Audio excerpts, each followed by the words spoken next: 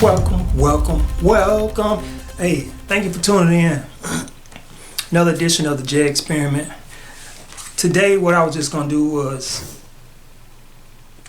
show you the book. Last time I talked about the book, this is the book. This is the book. Like I said, look how thin this book is. It's not intimidating, but it's filled with a lot of knowledge. It's a good book.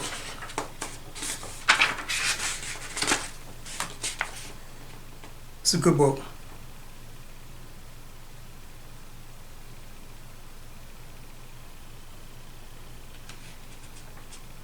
It's a pretty good book.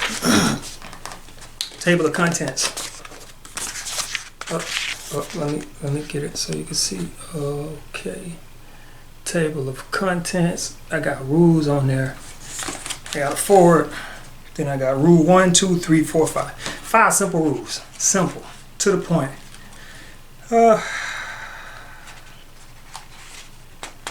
87 pages. Less than 100 pages. Insightful book. Really gets to the point. Tell you what you want to hear. It's a good book. It's a good book. You got to read it. Read it and learn. Educate, and then you elevate. That's just the way it is. I didn't make the rules. That's just the way it is. And while I have your attention, let's talk about, you know what? The last time I was on here, I was kind of, going through my little rant, whatever, sharing my feelings and thoughts on some of, what's going on. And just felt like I wanted to just elaborate a little more, just to get a little more clarification. Listen, I'm not anti-Trump. I'm not pro-Trump. I'm kind of neutral. And what I mean by that is, I kind of been keeping up with politics for about the last 3 presidents, like really paying attention to, I used to didn't know what a filibuster was. I used to didn't know what bipartisan was. I used to didn't know all these things. And then, I kind of educated myself whatever, so I can be familiar with what's going on, because they was using this lingo. They're saying these words, and I'm like, man, what the fuck does that mean? So I go and I learn to try to, educate, put myself up on, so I can be familiar with what's going on in the arena. And my take on the whole presidential thing is basically I'm neutral. I don't really ride Democrat. I don't really ride Republican. For the simple fact, I love history, so I go back and I start reading history of how the parties got started and the whole 9 yards. And if you ever take the time to go read American history or just history about that type of stuff, it's pretty interesting. Where the origin is from, how they came to be. The Republicans were not always the Republicans. The Democrats were not always the Democrats. They went by different names. They used to be Whigs and whatever, but they, it kind of changed and switched up a little bit over the years. It grew. Lobbyism, the lobbyists have a lot of influence, a lot more than what we give people credit. And we kind of just, the general pop usually just kind of go by what they see on TV or what they hear and just run with it. And it go a little deeper than that. For instance, everybody's starting to just realize how powerful the electoral vote is versus the popular vote because of situations that happen. So I got a little bit of insight on, how the ins and outs of the politic thing work. With that being said, I don't necessarily roll to the left or to the right. I kind of stay neutral because there may be Republicans who do the right thing. They might implement law or implement something, some kind of program that benefits the normal folk. So if that's the case, I'm gonna roll with that person versus just rolling with somebody just because. Like, I'm not rolling with you just because you Democrat. Now, don't get me wrong. To each his own. If that's what you want to do you. But me personally, I'm not rolling with a Democrat just because you Democrat and I'm black. Like, you know, that just, it's not finna happen. I mean, I'm sorry. You just, you know, you can hate me or whatever. I don't care, whatever. It's just not finna happen. It's all about what you doing. So I pay more attention to on the local level where I feel like, in my opinion, it affects me more on a local level versus on the higher level. You know, don't get me wrong, the president is important, but I'm gonna be honest, the mayor of my local jurisdiction is more important to me.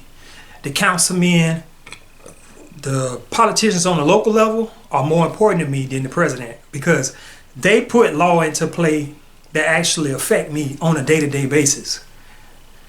I have issues with police brutality.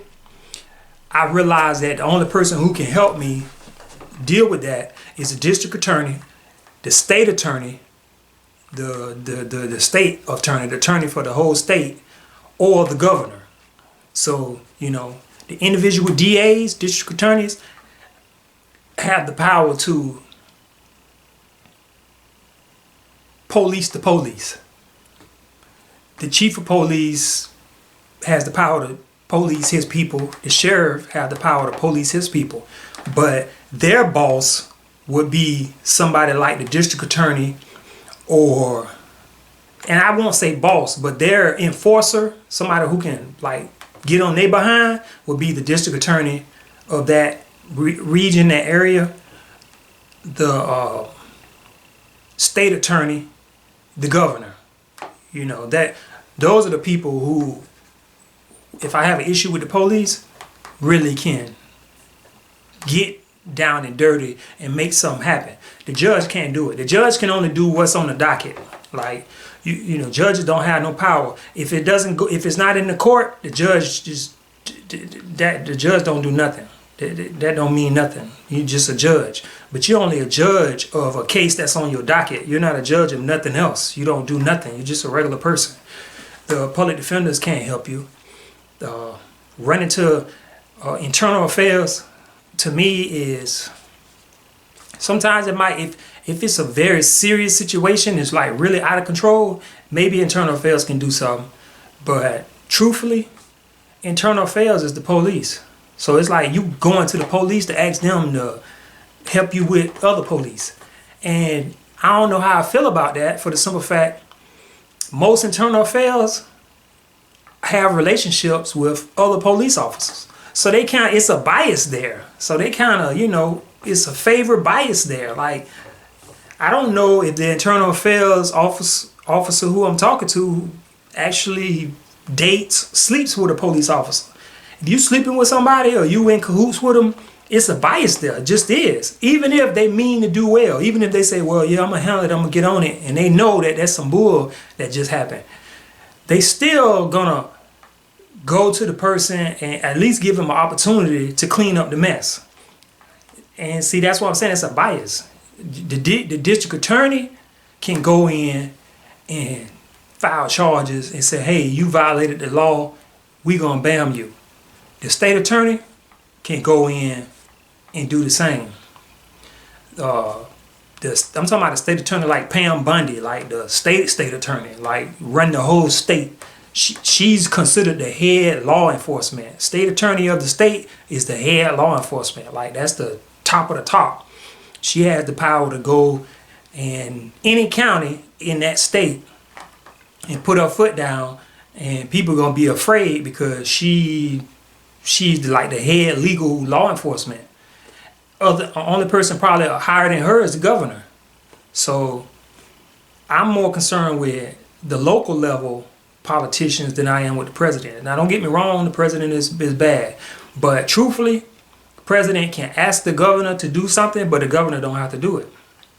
Unless the president find that the governor is violating the law and can declare martial law and just overthrow the governor and all that. But, you know, that's kind of stuff that that really never gonna happen. You might as well say that's never gonna happen. So when it comes to politics, I like to just keep it on the local level. Try to pay attention to who in my local vicinity and see what they got going on, because what they do really affects me. The laws they put in play really affect me. Not saying that the president doesn't have power to put stuff in play, but I mean, just honestly, I'd rather stick it to a local level. So with that be saying, I just drugged and went down a rabbit hole. With that be saying, Donald Trump, I don't got no beef with Trump, because to me, he been in office almost 4 years. He hasn't had a chance to do anything because nobody's letting him do nothing, because they got their foot on his neck, and he been under investigation from day one. Now, if a person just don't like Donald Trump, that's a whole different conversation. Like, if you just don't like the man, then hey, cool. I neither like him or dislike him. I'm neutral, because I don't see nothing that he's done or didn't do. I'm gonna say this. The reason why I feel like Donald Trump shouldn't be in office is because he's the first president I've ever seen in office, and the tension has been this high. Every day it seems like we could be on the outbreak of civil uproar, civil unrest. It could be a civil war any day. The racial tension is so high with him in office, to where I feel like, regardless if you're doing good or if you're doing bad, you need to just get out of there. You need to get out of there just on the strength of that, because no other president have I ever seen this much tension.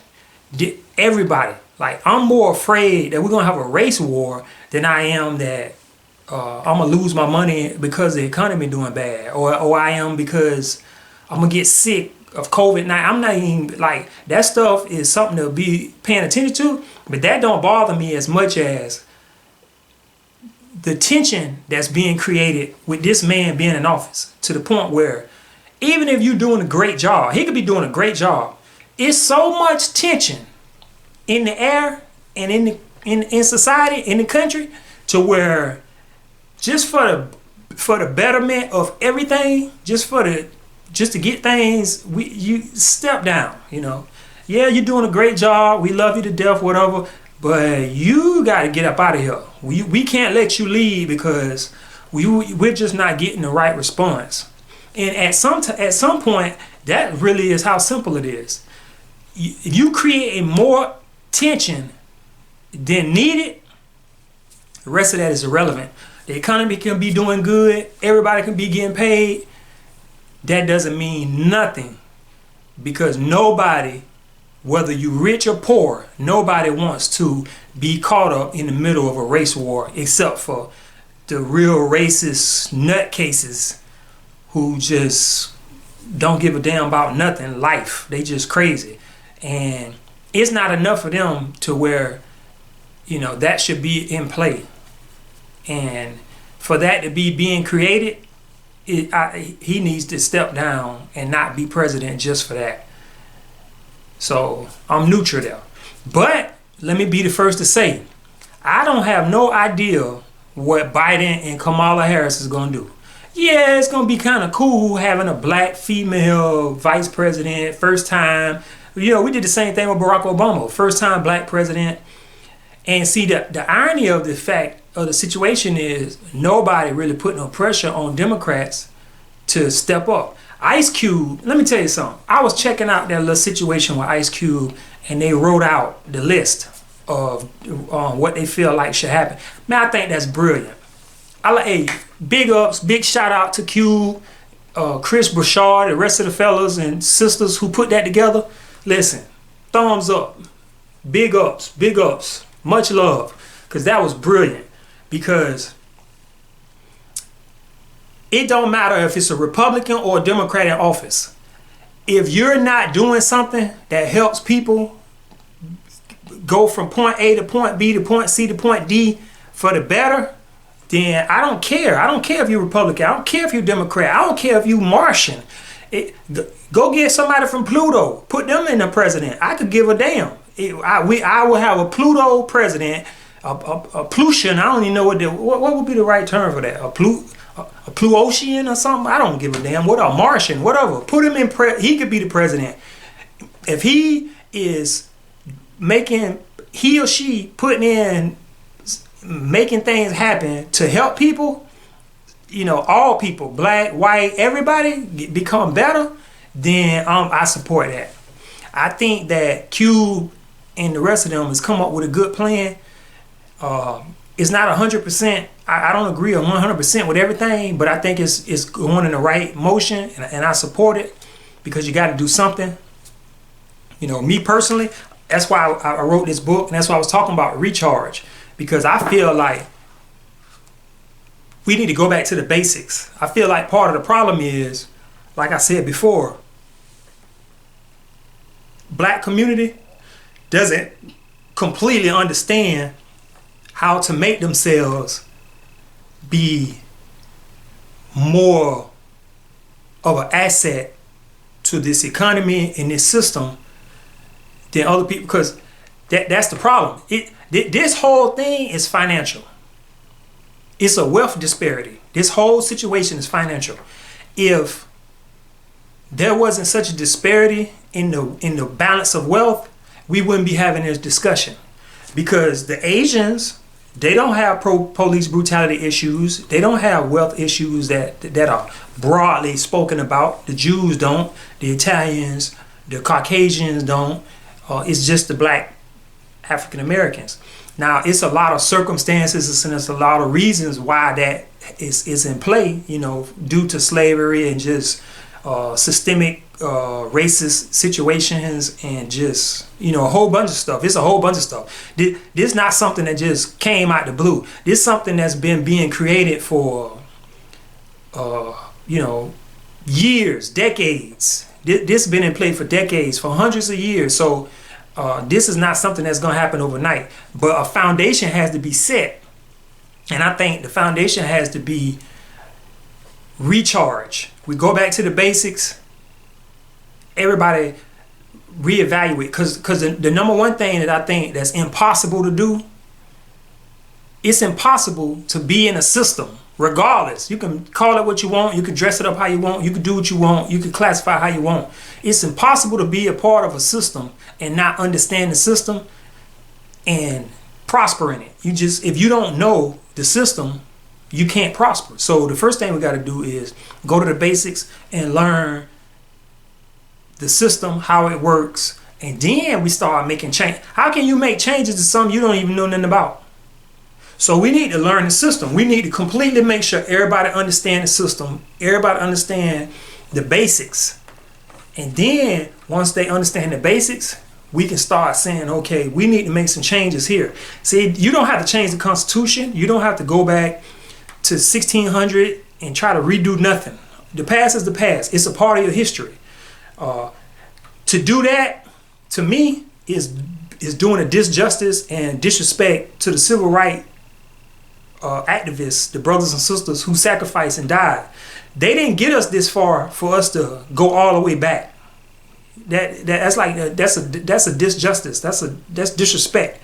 And I don't have no disrespect for any of the civil rights activists, because if it wasn't for them, I wouldn't even be able to make this video and put it out there. If it wasn't for them, I wouldn't be able to do anything.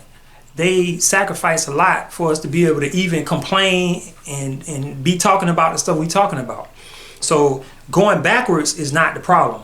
That's not the solution. I mean, the solution is figuring out the system, what can be amended or changed or altered. So going forward, everybody has a, you know, fair opportunity. I believe in capitalism. I don't believe in socialism. I believe in capitalism, hands down, no ifs, ands, and buts. Get out there, work, grow your business, help others, all that. I believe in capitalism, 100%. Socialism is cool, but it's not cool.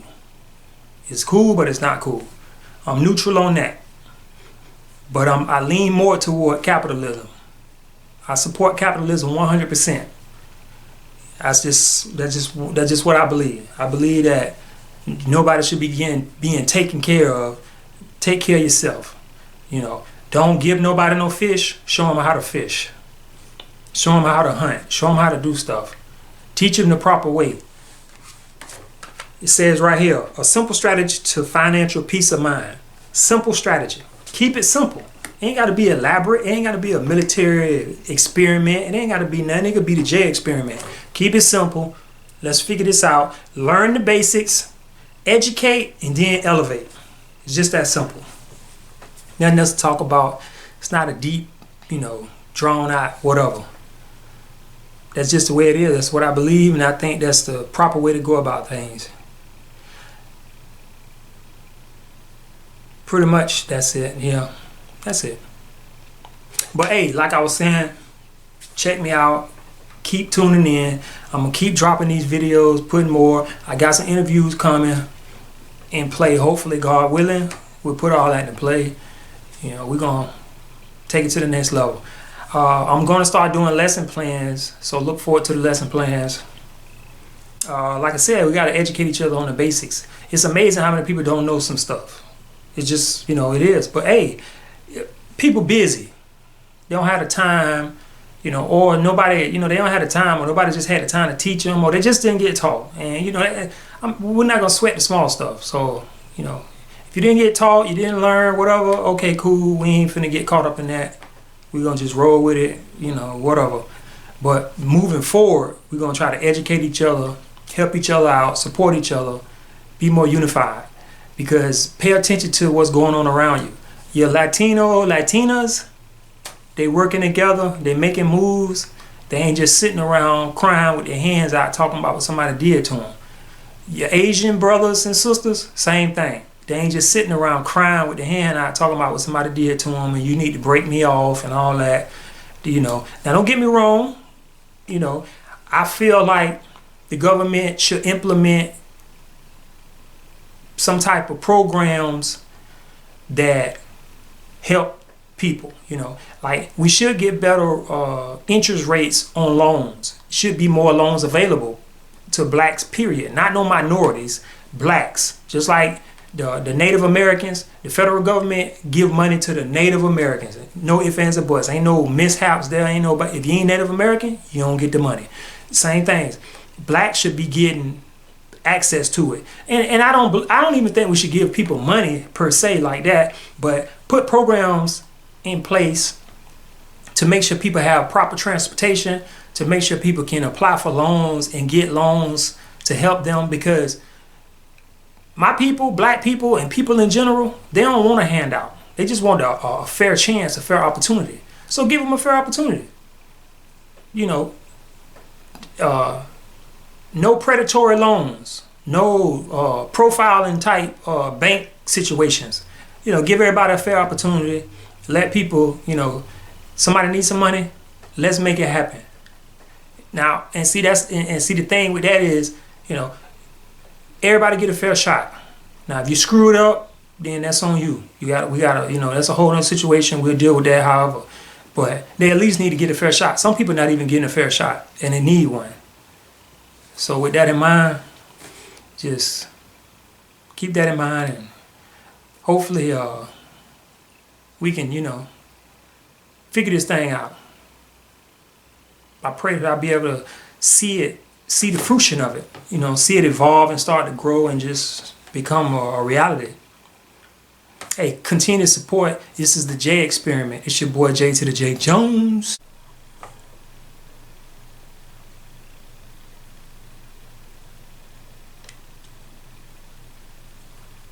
Yo, what's good, fam? How y'all doing out there?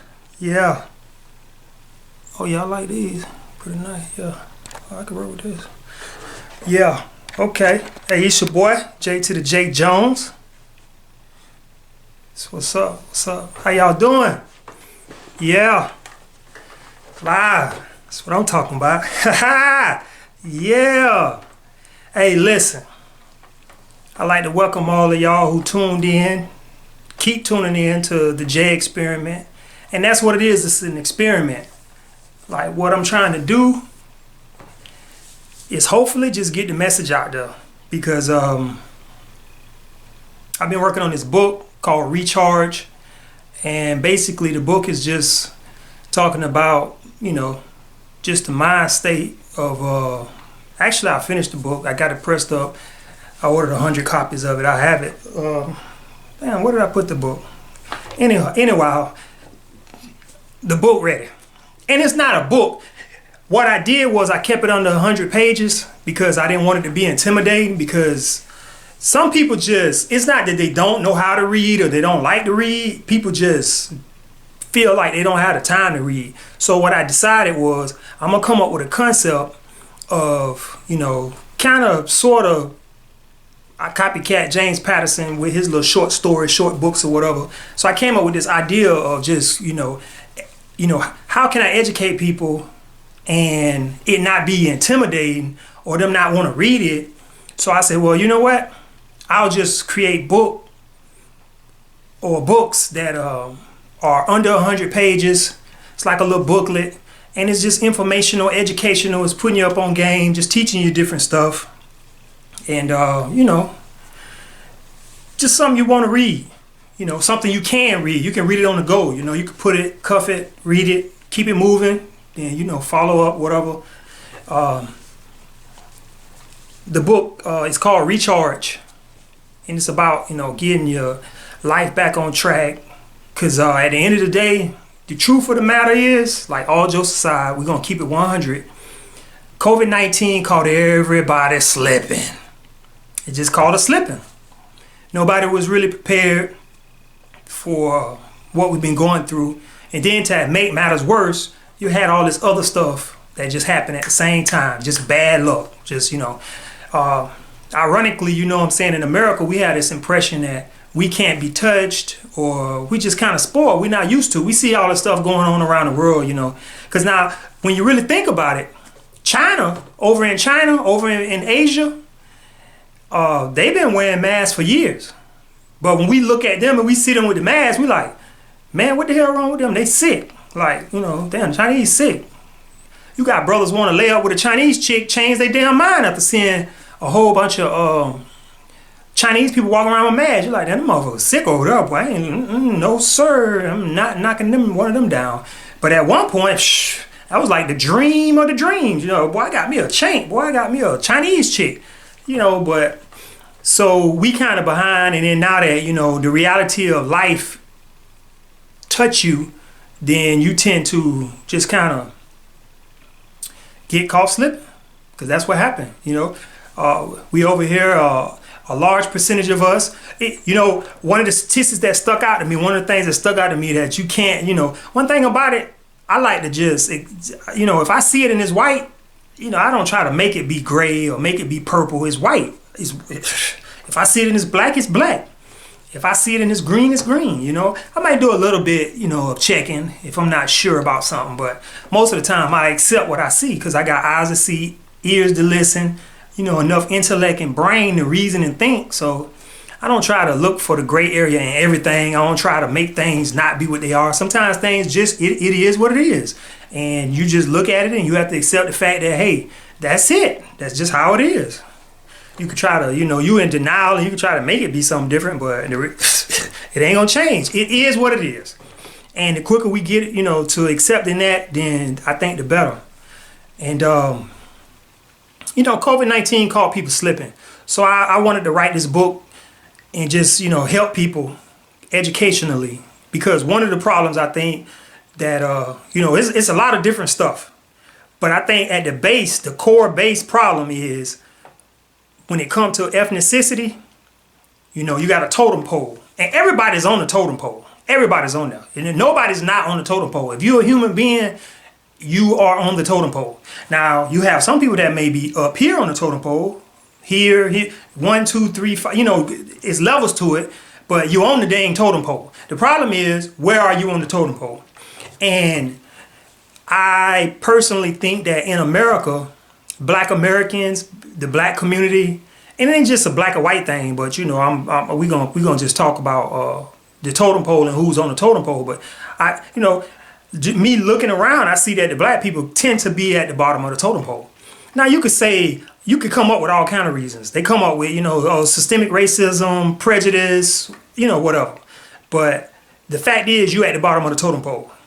And we can sit here and point fingers. We can sit here and say why we at the bottom or whatever. But I don't think that's relevant, because at the end of the day, sitting here shouting and screaming and hollering and rioting and doing whatever is not changing the status. The stat quo is you at the bottom of the totem pole. So we got to figure out how to get from being at the bottom of the totem pole up. And the reason why I think that's important is because everybody's not at the bottom, but they are here. Now, don't get me wrong. I am not minimizing or taking anything away from anybody or making anything be less than what it is. But I often wonder, how can you have Black Americans, Asian Americans, Latin Americans, Caucasian Americans, Italian American, Jew American, whatever. You got all these different ethnicities who like consider themselves to be, unique and diverse and not a part of the whole group. They individuals. And they all have different cultures. They all have their own different backgrounds, their own different likes and tastes or whatever. And I often wonder, how can the Asians be over here and the Asians don't get treated, or they don't go through half as near as the stuff that we go through as being, a person with brown, black complexion, the darker complexion or whatever. Same thing with, different ethnicities. You got your Spanish. You got, your Latina and Latino. Hey, big shout outs to all the Latinos and Latinas. Big shout out to the Haitians. Big shout out to, all the people from the Caribbean. Big shout out. I want to give a big ups to you because, I respect the fact that I see a lot of other ethnicities from different cultures come to America, and instead of crying and making whatever, they make the best out of it and they come up. Everybody talk that bull crap about the Mexicans, but the Mexicans come over here and you know what I be seeing the Mexicans do? Sacrifice, humble, and they work together and they come up. I swear to God, I have not seen a group of Mexicans work for a year, 2 years, and everybody don't be driving trucks. And now don't get me wrong, everybody not making it. It is this bunch of Mexicans that ain't making it. They over here goofing off, whatever. But the majority of the people that get an opportunity, they make the best of it. You first see them, and then boom, they catching a ride. A year later, they got a pickup truck. They working. They getting somebody else a ride. So same thing, with different ethnicities. The Hispanic, I give them credit. I'm in Orlando, Florida. And in Central Florida, I pay attention to, I'm here, I live here, so I can't help but pay attention to stuff. And the east side of Orlando has become Spanish. It's majority Spanish. You ride up and down Cimarron, Goldenrod, you see Spanish stores, because they come over here and they ain't playing. They putting their money together and they making it happen. The Jews do the same thing. The Russians, the Italians, the Asians, they do the same thing. They work together and they make it happen. And there's no excuse for African Americans who here to not make it happen. We can get into the systemic racism issues. We can get into the prejudice. We can get into all that, which a lot of that I consider to be nepotism. I consider nepotism to be the big giant gorilla in the room with the bat. It's nepotism. It ain't systemic racism. Everything is not systemic racism. Now it's a lot of things that apply to the systemic racism issue, but everything don't apply to that. Some of that is just nepotism. And if you look up the definition of nepotism, then you realize that's pretty much what it is. People just looking out for each other. It is what it is. You own a corporate 500 company, you own a big company, you don't want to hire a whole bunch of black people. Don't get me wrong. I might feel some kind of way about that, because I might be saying, well, damn, we spend a lot of money with you, but if you don't hire a lot of black people, if it ain't black people running the company, all jokes aside, if it's a private owned company and it's a corporation, it's not government owned, then to each his own. If you don't want to hire no black folks, that's on you. If we stupid enough to keep spending our money with you and we see that you ain't supporting us, or that you don't really, feel that way about us, then that's on us. That's us for being dumb. I am not spending my money with nobody when I realize that they don't give a damn about me. I don't give a damn because there's plenty more places I can spend my money. I ain't begging nobody to take my money. I'm for real. I can't trust me. There's plenty of places I can spend my money. I go to this McDonald's over here and they end up acting crazy. Guess what? It's some more McDonald's I can ride to. It might be a little farther. I might have to take a scenic route or detour. But guess what? I bet y'all won't go there no more. Y'all ain't gonna get my money. I ain't finna beg you to take my money and treat me fair. I'm gonna go over here. Cause see, guess what I know? Favor ain't fair. And once you get that into your brain, favor ain't fair. Favor is favor. You look out for it. And see, one thing about it, we always have our hand out and hoping for somebody to look out. Now, don't get me wrong. I'm not negating the fact of what happened. What happened happened. Don't get me wrong. Now, I ain't listen. Don't quote me or even be trying to say that I don't think that that was some bullshit that they had going on back in the days. Slavery was not cool. Ain't nothing cool about it. Never will be cool. That was some bullshit. But what I will say is, because I don't want to dishonor or have any or show disrespect to the civil rights brothers and sisters who fought for our freedoms or for us to have some liberties, I just can't sit up here and act like, it's not a better situation for me than what it used to be. Now, in the 1800s, in the early 1900s, I can say that. But Martin Luther King, Rosa Parks, and a lot of other people sacrificed their lives and livelihood for the betterment of our people. And I can't lie, it worked. Because I visually, with my eyes and my ears, I see and hear a lot of black people with opportunity. It's a lot of black people that's got millions of dollars, that's got money. Everybody ain't broke. Everybody ain't doing bad. It's a lot of people doing good. So what the civil right activists, brothers and sisters sacrifice for, it has been working. Now what I think happened is when they passed the torch, we ran a little bit, and then I think we kind of got tired and was like, shit, man, I ain't got to run. We good, man. You got money, don't you? Jeffro, you got some money? Suleiman, you got money, don't you? Man, I need a break, man. I ain't finna keep running. And we haven't been running, because you kind of felt like, okay, well, we good when you really wasn't good. We needed to keep it going, and we just didn't keep it going. And now, the reality is slapping us in the face that, hey, y'all should have kept it going. Because while you wasn't keeping it going, adjustments have been made. Because at the end of the day now, nepotism is a real thing, but it is what it is. Nepotism is not, it ain't a good or bad thing. It just is. For the simple fact, I'm gonna give you an example of nepotism.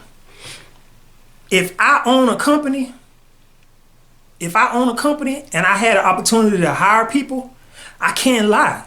I got to keep it 100. If a black person come in here and just show me a little bit of anything, I'm going to give him a chance.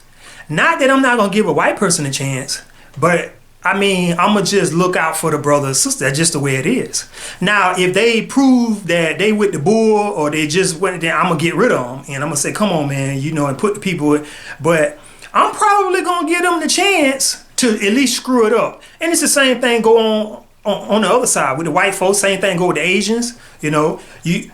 Asians hire Asians. And they don't hire all the Asians because all the damn Asians are just experts and do everything right. It's just that, they're going to give them people a chance. They're going to say, hey, man, you look like me. You talk like me. You smell like me. You me. I'm going to give you a chance. Now, if you screw it up, whatever. And that's pretty much nepotism. And that's what's happening. Because just look at the numbers. The population of America is between 350 and we'll say 380 million. 350 to 380 million. 200 million of them classified as Caucasian. 50 million of them classified as African American. 53 million of them classified as Hispanic, Latino, Latinas, Spanish speaking. 20 million of them Asian. You know, they break it down. So it's like when you look at the numbers they don't lie. You know, it's more Caucasian Americans than anything. So it's easier to come across what you would consider or believe is systemic racism when it's just nepotism. You just got a white person that's running a company that, you know, now don't get me wrong, some of them might be racist. They might be racist. Hey, I can't, you know, they are there. You got them people running around with the flags and all this, you know, they out there now. But I'm going to tell you something. I can deal with that. What I can't deal with is somebody who racist, but be pretending like they not racist. I'd rather you let me know how you feel, and then, because now you can't kill everybody, you can't destroy it. The revolution and overturning the government is ridiculous, so we ain't even finna even talk about that. That's stupid. We ain't even gonna address that. But what I can do is, if I understand how you think and who you are, I can work with you. Because I've been on jobs where I work with people I couldn't stand. But you know what? This a job. We're gonna get this job done. I'm not your friend. I don't have to be your friend. I ain't your booty partner. I ain't gotta be coming to your house. I don't want your number. I don't know nothing about you. You don't know nothing. We just doing a job. And we work together and we keep it moving. And they could be racist or whatever, because I might be racist to them. Hell, I don't know.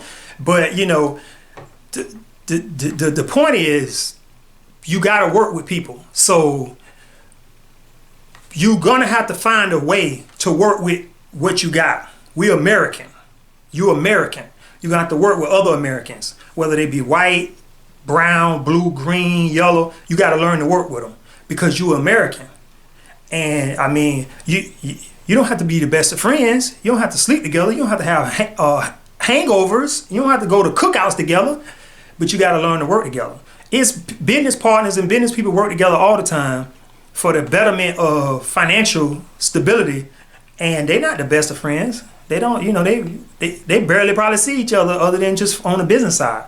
But they learn to work with each other. They respect each other's mind and they work with each other. So that's what we got to do. We got to learn to work with. So you're going to have to learn to work with your fellow Americans, regardless of the color. They're going to have to learn to work with you. It's not about, you know, somebody giving somebody a handout. It's not about all that. And that's just the reality, man. I mean, y'all going to have to just learn to work together. That's it. Learn to work together, because opportunity is out there. Opportunity and chance is out there. Every day it's a door of opportunity there for you to make the best of the situation and better yourselves. Other places you go, you could make millions of dollars and be super wealthy. Especially convicted felon. T.I. is a convicted felon. The man made millions and millions of dollars. Young Jeezy, convicted felon. Millions and millions of dollars. Jay-Z, billionaire. Dr. Dre, billionaire. I don't know too much about Puff's past history, but he's every time, you know, he done had some situations he done been involved in. He ratchet. He ain't super soft sucker, you know, whatever. He done been through some stuff. Billionaire, you know. So the opportunity is there. So the color thing don't mean nothing. You just got to make it happen. I think the problem with the reason, back to the book, the whole reason I decided to write the book was because the number one thing I think is wrong. Hey, this is good. I'm get some of it.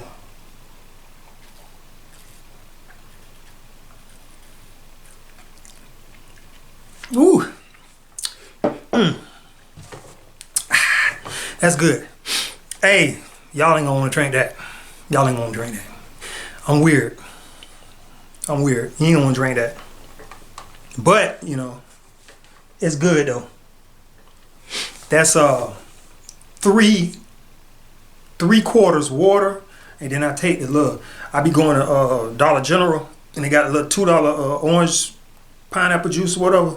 I put like 3/4 of water in it, and then that way I get my water, you know, because you're supposed to be drinking water. You're supposed to drink like 8 ounces of water a day, and we don't be drinking no water. So what I do is I fill it up 3/4 away with water, and then I fill the rest of it, I top it off with the juice. And then, you know, at the same time, I'm saving juice, stretching the juice, getting extra juice, and then the water. And yeah, it's watered down, and you be like, oh man, that's watered down. But I'm telling you, boy, that thing be banging, and it's good for the body. Because you're getting your water, because you got to drink your water. Drink your water. If you ain't drinking your water, something wrong with you, or it's going to be wrong with you anyway. So when you go to the hospital, and they stick the little thing in you, get what they be putting in you? Water. Boom. Water. Nurse told me that. Say like 90% of the time, people be dehydrated. That be part of the problem. Because your body is designed to take care of itself. But we don't drink no water. So I'm drinking my water, got my little juice in there, my little flavor I need, and boom, kill two birds with one stone. And it ain't cost that much. See? Smart is all I do. I'm trying to tell you, I'm smart. That's why I did that. Because that's just smart. That makes sense. Anyways, listen. Recharge. Check it out. Support. Hit me up. If it's all right with y'all.com. That's the website we're putting together. Trying to finish it up. It look all right. You're going to go on there and look. It's okay. It's some stuff I got to fine tune and get together. But overall, it's pretty cool. Also, if it's all right with y'all, at Gmail, you can check me out on Instagram, Twitter, Facebook. I got the book everywhere. Now, I'm not necessarily selling the book. This is what I'm doing. I want you to donate $10 at least. 10, you could donate 100, but you know, but donate at least $10 and I'm gonna send you a copy of the book. It's gonna change your life. It's a good book. It's a good book. You know, it's not a long book and it's simple, but the simplicity of it is what's so brilliant about it to me. Because I'm not promising to give you this get quick overnight type stuff. Because, you know, don't get me wrong. I think that it's important that we learn about investing in real estate, investing in the stock market, being an entrepreneur. I think all that's important. But I think what happens is you put the horse before the carriage type thing, or you jump the gun, you're moving too fast when, you know, you got to get the basics down. Like most people don't have the basics. Like for instance, it's a big thing going on right now, big talk, everybody talking about reparations and this and that. You know, you got T.I. them talking about the Lords and Londons, and you got people talking about, Robert Smith talking about, you know, big corporations investing money into the banking system, black-owned banks, or whatever, which I don't have no problem with. I think that's brilliant. But my problem and my concern is, if they were to give reparations, let's say they were to give every African American $1 million, which is feasible. They literally, truthfully, they could do that. If they wanted to, they could sign, you know. And when I say they, I'm talking about the Federal Reserve, the United States government could sign off executive order, give every African American $1 million. The problem is, statistically, if we gave every person $1 million, 70% of them would be broke within 5 years. Just on the strength of lack of education. We don't understand how to utilize money as a tool, because now one of the statistics that I've seen that's true is Black America spend $1.3 trillion a year in the economy. So that means we making money. It's money being made in the black communities, black society, but what's happening is we're just consumers. We don't know how to take a dollar and, you know, put it to work to where we making no money. So what I try to do in the book is get everybody in the mind. I think we got to change the way we think about it. Our mental approach is the most important part of it to me. Change how you think about it and then go to the next steps. Because if I give you a bunch of money, you don't know what to do with it. A fool in his money will soon depart. You know, they talk about that in the Bible. It's biblical. That's common sense. You don't know what to do with no money, you're going to blow it. I've seen it. I've been in the street hustling, had plenty of money, gave money to people, and they blow it. They don't know what to do with no money. And I can't fault them because nobody ever took the time to teach them. So I want to start from the basics. And what I want to try to do is on the J Experiment, whenever you tune in this podcast, I'm going to try to be live soon on YouTube. I'm going to pick a day out. I'm going to make the announcement and I'm going to just go at it. And I just want to educate, when we're going to talk about the basics, we're going to talk about basic life skills that people need to just know, because the kids and people in general, it's some life skills that we lack. We just don't know. We've made the proper adjustments and we know how to survive and how to get through, but it's some basic life skills and basic things that we can learn that could make our lives a lot easier and a lot better.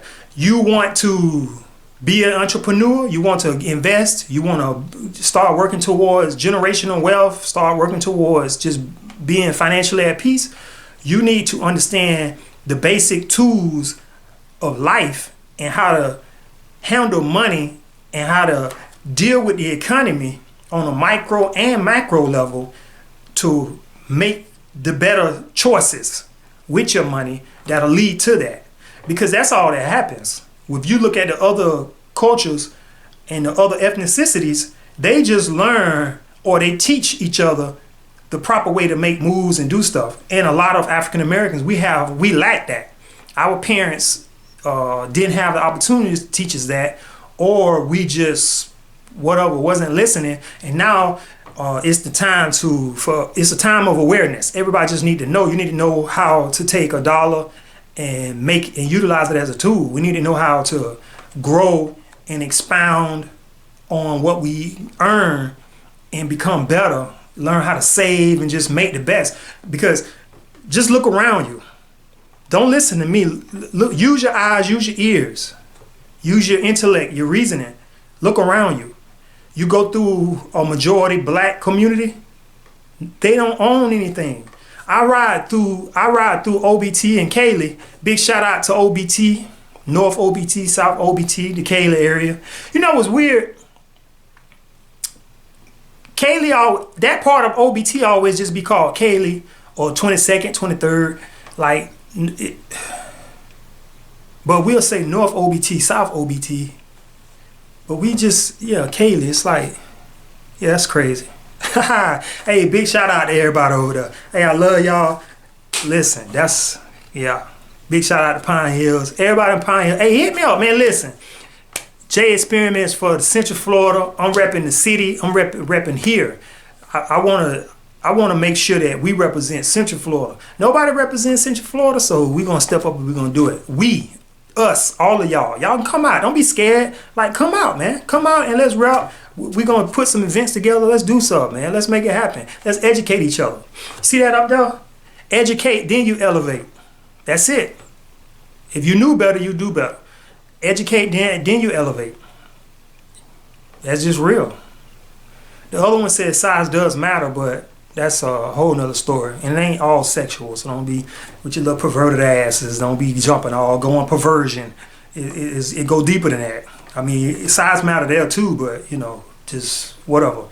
Just it ain't all about that. So don't be jumping the gun, jumping all into the perversion world. We ain't on that. We talking about something else. But we want to educate each other, help each other as much as possible, and it starts with us. And we just need to get back to the basics. We need to teach each other, educate each other, help your brother. You got too many people rolling around, That's another thing. There's no unity amongst us, but the reason why is the crabs in the barrel mentality. Each man for itself. Other ethnicities, you don't see that. You ain't got to be best friends with somebody, but you can communicate and stay on mutual ground so we can help each other. Without being all super duper buddy love. Only time you want to be cool with somebody is when you see them at church. Then you all, hey, I love you. Hey, how you doing? God bless you. But when you ain't on the church ground, you don't even want to talk to nobody. You don't want to communicate with them. You don't even want to look at them. You see them, you duck and try to go the other way. We got to get off of that, because that ain't doing us no good. Tell me how that's been working out for you. It ain't been working out for you. All this complaining and hoo-ha and all that. Everybody talking about change. We need to make some change. You know how we make some change? Start earning respect. You know how we earn respect? get that money right, invest in ourselves. Because now, once again, think about it. It's simple. It ain't no military science. Just look around you. The Asians are not going through this. The Hispanics, it's more Hispanics in America now than African American. They're not going through this. Their hardest, most difficult problem is being deported. That's all they worry about. Immigration laws. Don't kick me out. Let me stay here so I can make some money. That's it. They ain't been targeted, shot down, killed, and destroyed, and all that foolishness. Dealing with poverty. They learn to work together. But the reason why is because at the end of the day, even though we mad that you jumping the fence or crawling through the holes or whatever, however the heck you getting over here, we mad that there's an influx of people just coming into the country, but they coming over here and they getting to work and they peaceful people just trying to make a dollar. We can do that, and we need to do that. African Americans, you need to do that. You need to get together and get off all that other junk and get the money right. Because if the money right, everything else fall in play. Not just be the number one consumer, but invest in ourselves. You ride through the neighborhoods, no corner stores owned by no black people, no nothing. And now don't get me wrong, you may have one or two little cities here or there where you're starting to see it grow. Atlanta is definitely becoming, I stayed in Atlanta for a while, and I can say Atlanta kind of doesn't fit that criteria to a certain extent. Them brothers and sisters up there, they making power moves. They working together. But it needs to be like that everywhere. It doesn't need to just be one spot. That city, no. It needs to be like that everywhere. If I fly to Oklahoma and I get off the plane and I go through the hood, I need to see black-owned stores in a certain part of town. Just like I can go to a certain part of town and see the Asian-owned stores, go to a certain part of town and see the Hispanic-owned stores. See, you can still live within your culture. You can still live within your ethnicity. You can still, live within what you're familiar with and comfortable with, but support your own. We're not doing that. Everybody doing that but us. Everybody doing that but us. Then we wonder why we don't get no respect. You got to earn respect. Favor ain't fair. I guarantee you, we get that money right, start investing ourselves. Number one, we'll start worrying about a lot of stuff that we worry about. And then number two, when people want to come deal with us, they're going to come correct. Because they're not going to look at you at the bottom of the totem pole. They're going to say, oh, these, this is some, because at the end of the day, money talk, bullshit walk. It's all about that cash. So if we take the money and we become a resource to the country and to people in general, it's a different level of respect. Because I can't lie to you, nobody want to talk about it. I'm going to give it to you blood raw. People look at blacks and they think down of them because they don't see them doing nothing. They don't own nothing. They ain't trying to, the communities don't look better. You ride through, the damn grass don't even look good. Ain't nobody even cutting the yard. So it's like people just, they have a bad impression. I frequently talk to all different types of people. And, nobody want to talk about it because people don't like to talk about race. It's touchy. Race, religion, and politics, they touchy. But the truth is, they look down because they're wondering like, well, dang, they don't even care about themselves. Why should I give a damn about them? And that's not necessarily the truth. And, you can make all the reasons, whatever, but we got to get off of that. You got to get off of the systemic racism, and the reason why is because they're not given opportunity. It's a little small bit of truth to that, but really that's bullshit. Because where the hell the $1.3 trillion come from? Where that come from? And who's stopping you? Who's stopping 10 households in a impoverished neighborhood from investing $500 each and buying some land, a property, community center, or something? I don't know. Who's stopping you from doing it? Nobody. Ain't nobody stopping you. Them people don't care about that. If you walk in there and you say, hey man, we got $250,000. We want to buy that plaza at the end of the corner down there. Them people ain't gonna be like, oh no, ain't no black people finna be buying it. No, we ain't selling no black. Man, people don't give a damn about that. The person that own that plaza, if they willing to sell, if they looking to get out, if they want to sell it, they're gonna say, okay, boom, hell yeah, you got $250,000. All right, cool. Who gonna sign? Oh, and you got good credit? Shit, hell yeah, come on. They gonna sign and you gonna get a plaza. Cause the Hispanic people do it all the time. They get fresh over here. They don't be over here 2 days. And hey, I got 10,000. I brought it from Puerto Rico. I brought 10 grand with me. What are we gonna do? And let's open up a restaurant. Okay, let's open a restaurant. They go open up a goddamn restaurant selling Cuban food, and they start booming because they support. We could do the same thing. We could do the same thing. And all I hear is the excuses. Excuses why we can't do it. Man, get off all that. Ain't no excuses. Tighten up, recharge. Let's get this thing rolling, and we're gonna make this happen, man. Let's just, that's what time it is. From here forward, man, that's what we on. We on that. Ain't nobody got time for all them excuses, man. Them excuses ain't doing us so good. Listen, it been enough excuses. It's been enough marching, Can't make no more signs. I done seen every goddamn protest sign ever. You can't, I ain't seen them. The protest sign now are whack. Y'all making them whack. Y'all need to tighten up. We don't ran out of protest sign ideas. Like, man, come on, man. It's time to just educate and elevate. Get ourselves together and let's make power moves. All this, because, it's like, when I see protests, you know what it does? It makes me feel sad. I sympathize, but it also makes me feel like we just begging. Like you begging somebody, like you got your hand out, help me out, give me some, throw me some. I heard somebody say that. As a matter of fact, on Brandon Marshall podcast, great podcast. I love their podcast. I listen to it all the time. But I heard one of the brothers on there say that, like, we need an ear and we need to be heard. And nah, bullshit. We don't need to be heard. Forget that. They've been listening. You know what they're doing? Listening and just looking at you. They hear everything you saying. They hear that. Yeah. Yeah, that's fucked up. Yeah, you're right. Yeah. It ain't nothing changed. They're just listening. You talking. They listening, you talk. As soon as you finish talking and they close the door, they be like, man, you said that motherfucker? And they just, like, you just doing. We need an ear. We don't need no damn ear. We need everybody to get together and work together and educate and let's elevate. Let's, the ones who don't know, let's teach them. Let's work with them. Instead of belling out, we bell out. And, that's just something we got to work on. And it's going to take time. This is not something that's going to happen overnight. But just like the civil rights activists knew that change would eventually come, this is the same concept. But you got to start somewhere. And we slowly but surely start educating. The more education, the more power moves people start making, the more, and then next thing you know, boom, we on equal playing field. And now it takes time. You may not see it. You may pass away before it happens. But at least if we get it started, we'll know.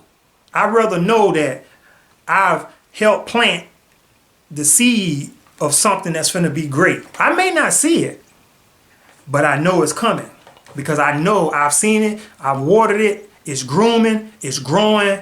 And I feel good about it. I feel good because we put energy into developing and grooming and growing something that's going to eventually be great. And that's just the way it is. That's them same white folks you be talking about. That's what they doing. They just slowly but surely planting seeds and grooming and farming for the future. And 10 years from now, they see the fruit of it. Sometimes they see it, sometimes they don't. But they know in the long run, that's what's happening. So I appreciate y'all for tuning in.